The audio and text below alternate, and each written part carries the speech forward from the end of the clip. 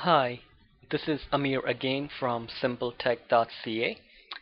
In this series of videos, I'm gonna go over Office 2007, 2010. I am using Office 2010, but if you know 2007 and 2010, they pretty much are the same. The only difference is in 2010, they have the File button, and in place of that in 2007 they have the Office button, and it just looks a little different. A lot of the options are pretty much the same, so I'm going to use that as teaching you 2007 too, because most of the ideas are the same. They've just added some extra features, and especially that File button, which everybody loved, so they brought it back in a way instead of the Office button. I've done some initial videos in 2003 Microsoft Office Word, wherein I've gone into the really basics of Word. I'm not going to spend too much time on the basics. I'm just going to go over it in a little bit faster pace. So if you want to get the really basics of entering data and backspace, delete and highlight and all of that stuff, you can look at those videos starting with the #1 video. In this case, I'm going to do it just a little fast. So here I've gone ahead and started Microsoft Word. So just let's look at some of the basic idea that have changed in 2007, 2010. The biggest difference is what they called tabs now. So this is the Home tab, and you've got the Insert tab, you've got the Page Layout tab, and within each and every tabs they have these things what are called ribbons. So each and every section here is called a ribbon. So the Home tab has ribbons, Insert tab has ribbons, Review tab has ribbons. So before, when you clicked on File, Edit or View in 2003, they used to open up with menus and then you had to go looking for the buttons. What they've done is, by having these ribbons, all the buttons are available to you, so you don't have to look for them. They are right in front of you. All you have to do is point to it and it will tell you what it does, and then you can go ahead and use it. So let's start with this. In this video, I'm going to go over some of the basic ideas with fonts and formatting, copying, cutting, pasting, and we'll look at the paragraph options. And if time permits, I'll also get into inserting pictures and clip arts and things like that. I'm trying to keep this at 15 to 20 minutes videos. I don't want to do too much, so I'll create more videos as I need it. So the first of all, I'm just going to start typing. So if I want to type my name, I just type, pressing shift if I want to type capital. If I want to go to the next line, I hit enter. If I hit enter, it means I'm creating a new line. I can hit backspace. That means I have removed that empty line. I hit backspace again. I've removed the empty line again. I hit backspace again. So I'm removing the characters I've typed. The same way, if I click in front of my last name and there is a delete button there, if I use the delete button on the keyboard, it acts like a suction. So the backspace goes from left to right.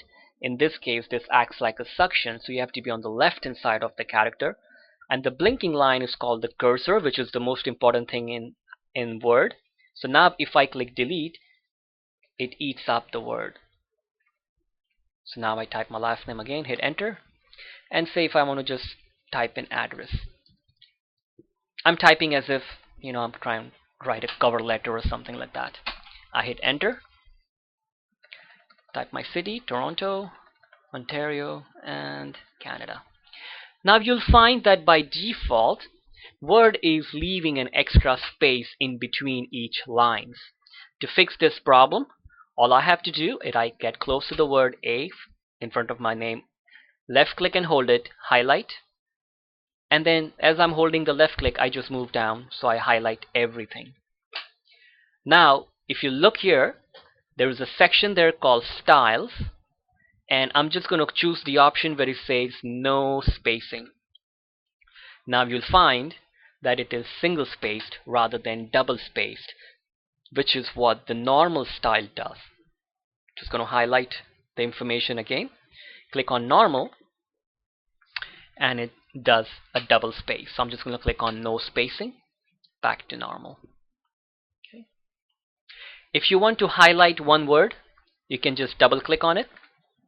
It highlights a word. If you click 3 times, 1, 2, 3, it highlights the whole paragraph. So if it's 4 lines in it, till the time you hit enter, every time, whenever you get to the end of a paragraph, which is usually 4 to 5 sentences, it's only at that time you hit enter. In Microsoft Word, you do not have to worry about pressing enter when you come to the end of the line. Word will automatically go to the next line, so you don't have to worry about doing anything.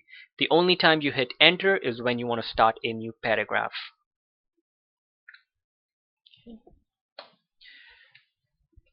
Just going to enter my telephone number and say I was going to go ahead and just put some kind of a email address. Now when I hit enter, it turns into a hyperlink. Hyperlink because if I hold the control key and click on it, it will launch and try to write an email to that email address. If I want to remove it, I can right click on it and I can choose remove hyperlink, and that is removed. Okay. Now I'll just talk about the basic idea which most people know about formatting, just where it is in 2007. So say if I highlight my name, I can make the size bigger by using this button, which stands for Grow Font.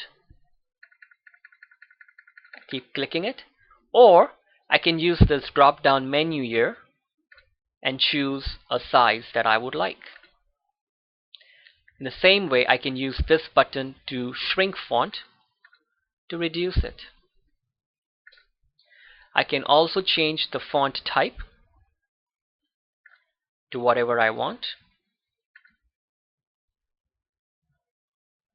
There are many different styles of font that you can use.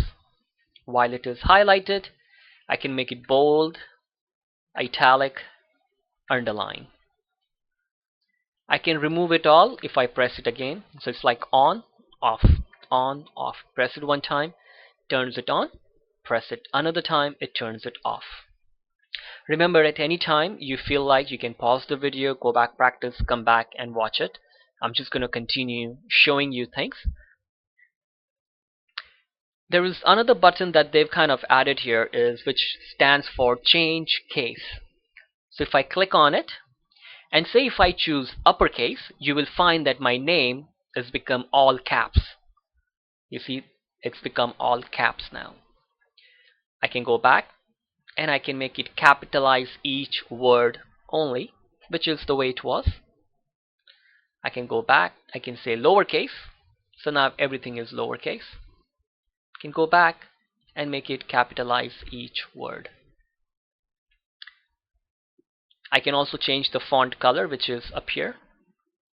I can choose any color I want. Highlight again. I can choose automatic to go back to the color which was black in color. If I also want, I can use this button here. When you point to it, it says font and I click on it. This is what it used to look like in 2003. So this is always a good option because you can change things for font, bold, italic stuff, size, font color, and some other options. You can use it right here. One of the common ones you might use is small caps. Small caps looks a little better than all caps. This is small caps where only the P and the A is bigger, but everything else is smaller size. It's still capital, it just looks a little better. You can just go back here and choose capitalize each word. I think I'll have to remove the small caps. Small caps goes back to the way it was. Now while it is highlighted, if I come here and click on no spacing, it goes back to the way it was when you first saw it. So that's a really good way to go back to the way it was, by clicking the no spacing style. because this style is font type Calibre with size of 11, no bold, italic, or underline. Okay. One of the good things they've added a simple button here is on the right hand corner. They've got the plus and the minus sign. If you click on it, it will make the screen a little bigger. So before you had the zoom factor, they just added the zoom factor here on the bottom. And while we're looking at here, we'll just look at these buttons here on the bottom. It says print layout, and then there is the option where it says full screen, and there is one option called draft. So if I click on draft, I'll see my screen like this. Now I can increase the zoom a little bit more. The same buttons are available under View tab, and there is the print layout. And in the print layout, it shows me the margin, but I don't see the ruler. If I want to add the ruler in the view, I can choose the ruler. Now I've got it right here. I can choose draft. Now I only see the page without the margin. The margin is still there. It's just that I see a bigger screen now. Now I'm in the View tab. If I want, I can just go back to the Home tab. So if you ever see that you don't see any of your options, just make sure you come back to the Home tab. Okay. One of the really good shortcuts that they've added in 2007 is this option here. This section here is known as the Quick Access Toolbar.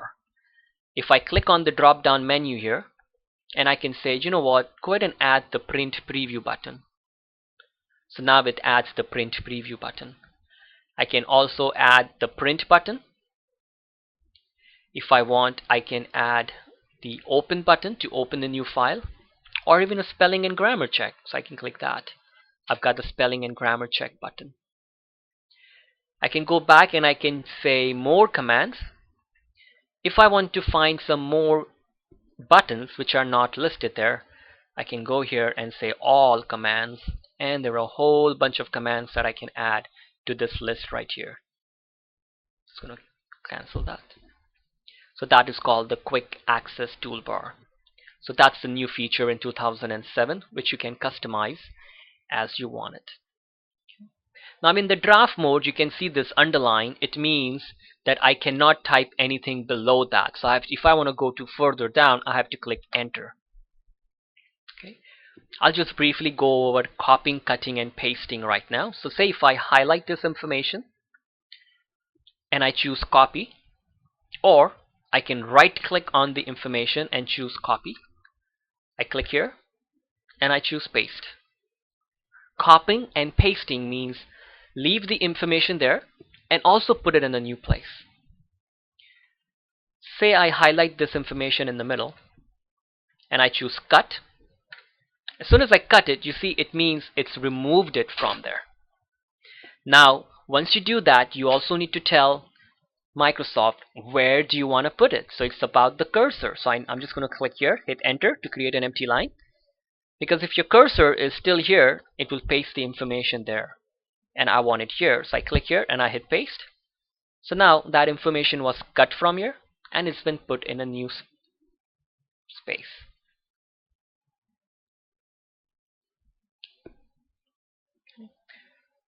And then you always have access to the undo button.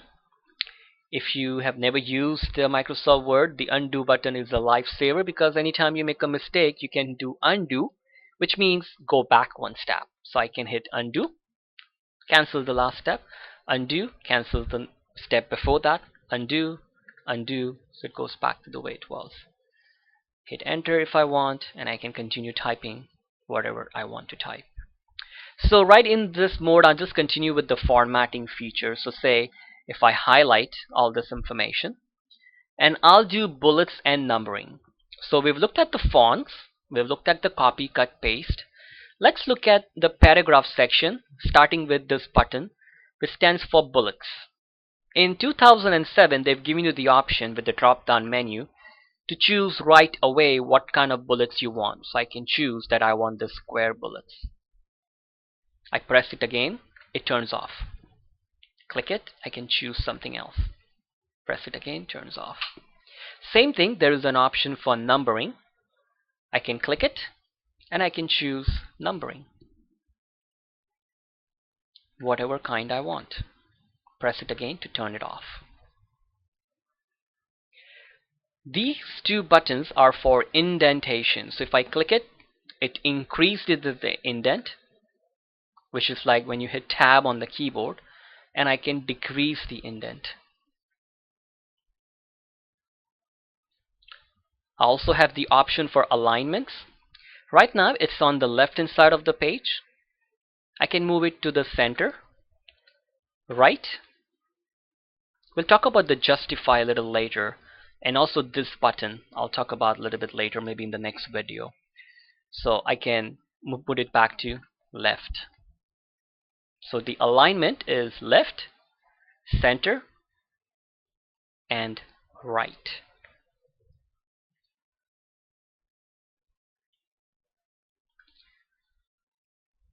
I can also choose to have a line. Say if I want a line after my name. So there is this button here. I can click on the drop down menu. I can say bottom border. You see, I did not highlight in this case because if I highlight, it will put a whole box around it. But I just wanted an underline. So I just clicked underneath it and I choose the border, bottom border. Now this line is different from this underline. This underline will only put a line under the words, not all the way through. If I go back here, I can choose no border to remove the borders. Now if I wanted to customize my borders, I can go back here, I can choose borders and shading, and I can choose the kind of line I want. Say I want this line. I can choose the thickness. Now if you look in this section here on the right hand side, you see it's got a box around it. So I'm just going to say none, and I'm just going to click on the bottom because I only want the bottom, and I click OK. Now I've got a line that I wanted. If I go back here, borders and shading, and if I choose the color red, now all I have to do is make sure I click here, otherwise it will not be updated on the page. So anytime I make any changes, I come back and click here and then click OK. Now it's added a red line. To remove it, I can go back, borders and shading, click none, click OK. It's done. Same way, if I highlight all my information, go back to borders and shading, I choose the type of line and the thickness, I say box. Now I've got the whole thing in a box. Okay. I can go back and I can remove the top, or say the sides. Say I don't need the sides. So now you can control. You can do this even in the previous versions of Office. This is nothing new. They've just added an easy button here. I can highlight, and if you see, there is a paragraph button here which has some buttons, some things that you can use. Okay, I'm just going to go back and remove the borders. None. Okay. Now while it is highlighted, I'll just talk about this button here, which is for line spacing. Remember when we started it was double spaced. So if I go here, I can choose to make it 1.5 space. Or say if I wanted it double spaced, I can go back and make it one line, single line. So you still have a control over whether you want it double spaced, 1.5, or just single spaced. You can also choose to have shading on this highlighted information. So if I click here, I can choose a color to shade it only on the highlighted information.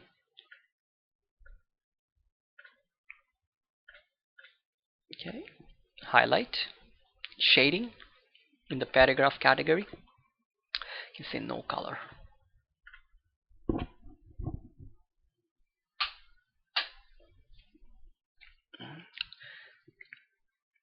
So let's look at one other button which is left in this section here called Format Painter. If I highlight my name, I make it bold, underline, and say I make the color blue, and I make the font 20. So I've changed the name. I highlight it again, and if I double click on Format Painter, and as you read it, what it does is it actually copies just the formatting, and what I do is I double click on it. Now you see I've got a paintbrush on my cursor. If I come here and highlight my name, you see my name is exactly the same format as my name. The email address and the name have the same format.